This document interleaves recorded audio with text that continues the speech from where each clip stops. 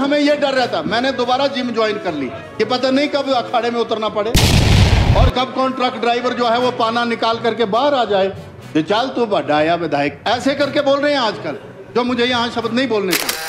हुआ क्या है कि स्वर्गीय राजा वीरभद्र सिंह जी थे, एक बार हम जब विधायक बने यहाँ पर आए, हाँ, और जब हम आए आपको याद होगा, और उनकी महानता देखो, मैं वीरभद्र सिंह जी को सलाम करता हूँ इस हाउस में, जहाँ भी होंगे वो स्वर्ग में होंगे।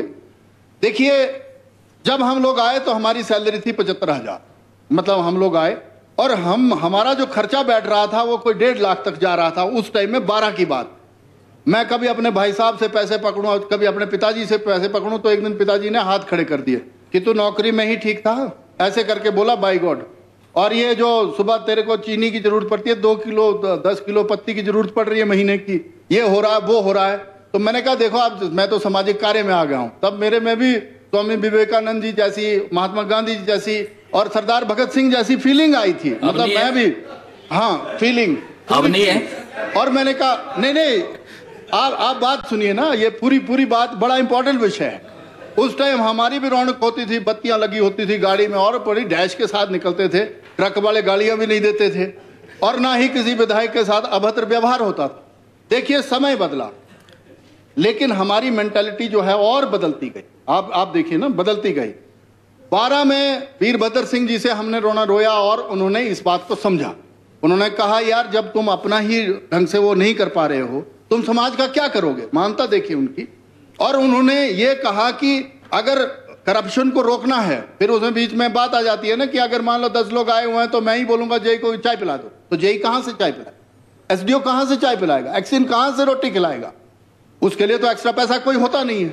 जिसका दल, मतलब जिस दल में बल है, उस जिसकी चलती उसकी तो कोई गलती नहीं होती है, वो तो करवा लेता है। लेकिन जो हम जैसे लोग आते हैं फिर हमें जीना मुश्किल हो जाता। अब मेरे पिताजी रहे पाइप फिटर की क्या इनकम होगी, तो हमारा तो चलना ही मुश्किल हो गया। तो हम सब ने मिल करके आपकी अगुवाई में, आपको याद होगा माननीय स्वर्गीय वीरभद्र सिंह जी से चर्चा की, और आज जो थोड़ी सी अच्छी सी पोजीशन में हम, वो उनकी वजह से है। बीच में और भी चीफ मिनिस्टर आए और भी चले हुए हैं जो यहाँ बातें करते थे, लेकिन वो भी नहीं कर रहे हैं। अब वो जो झंडी की बात हुई, आपको पता ही है, वो झंडी की बात हुई और सारी चीजें फाइनल हो गई। पिछली बार हम कहने लगे कि वीआईपीओ को कोई फर्क नहीं पड़ता, अब चीफ मिनिस्टर के काबले में 20 गाड़ियां चलती है, आए भला कोई सामने, मिनिस्टर साहब जो हैं वो भी पायलट वायलट लेके चलते हैं। लेकिन जब ये बैठ जाते हैं वहां पर इस पर्टिकुलर चेयर पर, तो वो जो वहां बैठते हैं ऑफिसर लोग, वो ऐसे गाइड करते हैं, खुद तो झंडियों में घूमते, चाहे डायरेक्टर हो, चाहे डीसी हो, चाहे कोई भी हो, ये तो पूरी फीलिंग लेते हैं। लेकिन हमारा जो मेंटल हेल्थ है वो खराब किया हुआ इन्होंने। हमें डर ये रहता है, हमें सच में हमें ये डर रहता, मैंने दोबारा जिम ज्वाइन कर ली कि पता नहीं कब अखाड़े में उतरना पड़े और कब कौन ट्रक ड्राइवर जो है वो पाना निकाल करके बाहर आ जाए कि चल तू बढ़ाया विधायक, ऐसे करके बोल रहे हैं आजकल, जो मुझे यहाँ शब्द नहीं बोलने चाहिए। तो ये जो मेंटल हेल्थ पे हम लोग चर्चा कर रहे हैं, पहले तो अपनी हेल्थ ठीक कर लें।